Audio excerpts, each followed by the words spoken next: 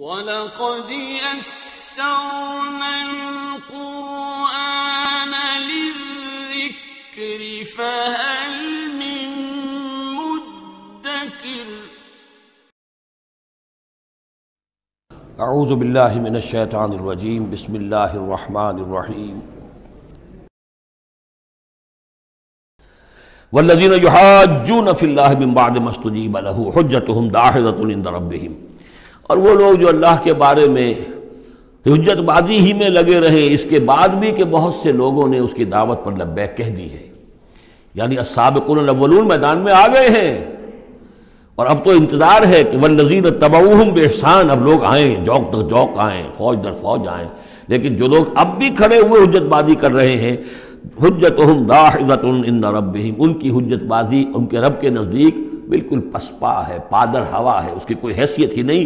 وعلیہم غضب، اور ان پر اللہ کا غضب ہے، ولہم عذاب شدید، اور ان کے لیے سخت عذاب ہے۔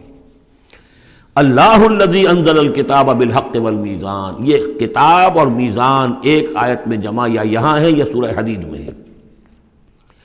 سورہ حدید کی آیت نمبر 25، لقد ارسلنا رسلنا بالبینات وانزلنا معهم الکتاب والمیزان لیقوم الناس بالقسط، یا یہاں ہے اللہ ہی ہے جس نے اتاری ہے کتاب بھی حق کے ساتھ اور میزان۔ میزان وہ نظام ہے دین حق کا، کتاب نے حق مقرر کر دیا ہے، میزان تول کر دیتی ہے۔ پھر اللہ نے دین کو مقرر کر دیا، لیکن دین کا نظام جب تک نہیں ہوگا تو دین کے مطابق فیصلے کیسے ہوں گے؟ اللہ نے تمہیں کتاب بھی دی ہے، نظام دیا ہے، میزان دی ہے۔ وما یدریک لعل الساعۃ قریب، کیا پتا کہ قیامت قریب آئی کھڑی ہو، اور الساعۃ سے مراد میری قیامت تو میری موت ہے۔ تم اگر اس میزان کو نصب کرنے کے لیے تن من دھن نہیں لگا رہے ہو تو کیا پتا مہلت عمل کل ختم ہو جائے، کیا پتا ہم میں سے کسی کو کل صبح کا سورج دیکھنا نصیب نہ ہو، کیا پتا۔ تاخیر و تعویق میں وقت ضائع کرنا سب سے بڑی حماقت ہے۔ یستعجل بها الذین لا یؤمنون بها، اس قیامت کے لیے جلدی مچا رہے ہیں وہ لوگ کہ جو اس پر ایمان نہیں رکھتے۔ والذین آمنوا مشفقون منها، جو ایمان رکھتے ہیں وہ تو اس سے ڈرتے ہیں، لرزاں و ترساں رہتے ہیں، جو سورہ نور میں ہم نے پڑھا یخافون یوما تتقلب فیہ القلوب والابصار، وہ لوگ تو اس مقام پہ بلند پر پہنچنے کے باوجود لرزاں و ترساں رہتے ہیں اس دن کے خیال سے جس دن اپنے پروردگار کے حضور کھڑے ہونا ہوگا۔ والذین آمنوا مشفقون منها ویعلمون ان الحق، وہ جانتے ہیں کہ وہ حق ہے، آ کر رہے گی۔ الا ان الذین یمارون فی الساعۃ لفی ضلال بعید، آگاہ ہو جاؤ جو لوگ قیامت کے بارے میں جھگڑتے ہیں اور اس میں شک و شبہ کرتے ہیں وہ بڑی دور کی گمراہی میں پڑ چکے ہیں۔ اللہ لطیف بعبادہ یرزق من یشاء، اللہ بہت باریک بین ہے اپنے بندوں کے لیے، اور وہ رزق دیتا ہے جس کو چاہتا ہے۔ یعنی اقامت دین کی جد و جہد میں یہ فکر نہ تمہیں ہو کہ کیا کھائیں گے کیا پئیں گے۔ میں آپ کو حضرت مسیح کا وہ قول بھی سنا چکا ہوں جو متی کی انجیل میں ہے، کیوں فکر کرتے ہو کیا کھاؤ گے اور پیو گے؟ کیا جنگل کی چڑیاں جو ہیں جو نہ ہل چلاتی ہیں، نہ بوتی ہیں، نہ کاٹتی ہیں، لیکن صبح کو اپنے گھونسلوں سے نکلتی ہیں اور شام کو آسودہ ہو کر واپس آتی ہیں، تو وہ رب جو ان کو کھلاتا پلاتا ہے وہ تمہیں نہیں کھلائے گا؟ کیوں تشویش کرتے ہو کہ کیا پہنیں گے؟ جنگل کی سوسن کو نہیں دیکھتے کہ جیسا خوبصورت لباس اللہ نے اسے دیا ہے۔ سلیمان بھی اپنی ساری شان و شوکت کے باوجود ویسی پوشاک نہیں رکھتا تھا، تو جو اس گھاس کو یہ سب کچھ دے رہا ہے جو آج ہے اور کل جلا دی جائے گی، کیا وہ تمہیں نہیں، تمہارا تن نہیں ڈھانکے گا؟ لیکن تمہیں ایمان نہیں ہے۔ تو فرمایا اللہ لطیف ہے اپنے بندوں کے لیے۔ ایک دفعہ یکسو ہو کر فیصلہ تو کرو کہ اب اپنے آپ کو وقف کرنا ہے اس کام کے لیے۔ اللہ تعالیٰ وہاں سے رزق دے گا جہاں سے تمہیں گمان تک نہیں ہوگا۔ من یتق اللہ یجعل لہ مخرجا ویرزقہ من حیث لا یحتسب، لیکن اس کے لیے اللہ پر ایمان ضروری ہے، توکل ضروری ہے۔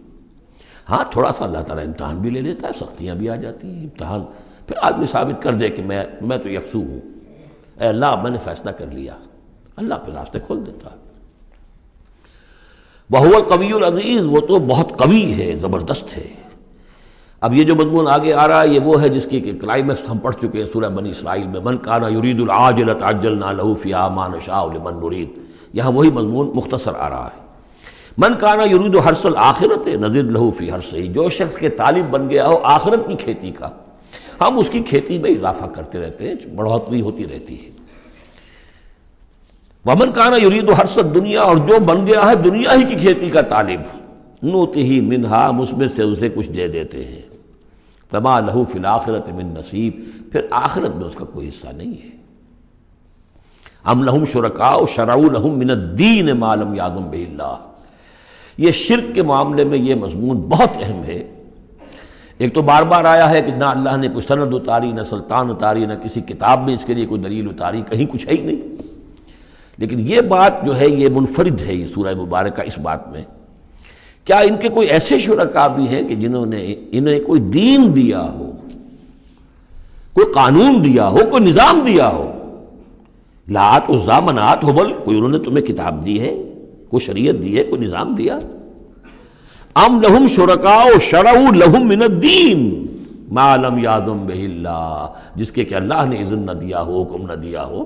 اگر تو واقعی کوئی الہ ہے، کوئی واقعی ہے، تو اسے دینا چاہیے۔ یہ نظام ہے تمہارے لیے، نظام کے بغیر کیسے الہ ہو گیا؟ ام لہم شرکاء، کیا ان کے کوئی ایسے شرکاء ہیں شرعوا لہم من الدین، کہ انہوں نے دین میں کوئی شے ان کے لیے ایسی طے کر دی ہو کہ ما لم یأذن بہ اللہ، جس کے لیے حکم نہیں دیا اللہ نے۔ وَلَوْلَا كَلِمَةُ الْفَصْلِ لَقُضِيَ بَيْنَهُمْ، اور اگر ایک فیصلے کی بات جو ہے وہ پہلے سے طے نہ ہو چکی ہوتی، ان کے درمیان فیصلے کر دیے جاتے۔ وَإِنَّ الظَّالِمِينَ لَهُمْ عَذَابٌ أَلِيمٌ، اور ان ظالموں کے لیے تو بہت دردناک عذاب ہے۔ تَرَى الظَّالِمِينَ مُشْفِقِينَ مِمَّا كَسَبُوا، اب قیامت کا نقشہ کھینچا جا رہا ہے۔ تم دیکھو گے ان ظالموں کو، مشرکوں کو، کافروں کو کہ ڈر رہے ہوں گے، کانپ رہے ہوں گے اپنے کرتوتوں کے تصور سے۔ مما کسبوا، اب اسے تو پتہ ہوگا، بل الانسان علی نفسہ بصیرہ، انسان کو تو معلوم ہے، اپنی کیفیت تو معلوم ہے اسے، تو لرزاں و ترساں ہوں گے۔